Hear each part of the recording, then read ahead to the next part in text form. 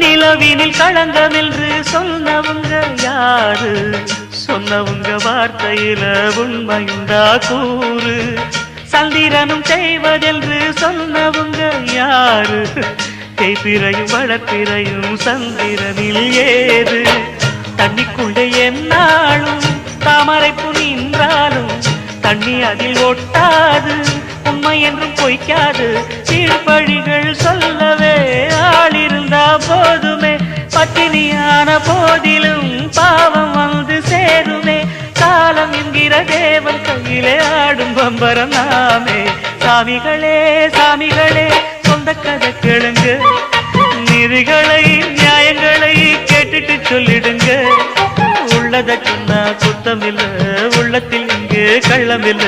வழக்க தீர்த்து வை, ஒரு விளக்கை ஏற்றி வை, இந்த வழக்க தீர்த்து வை.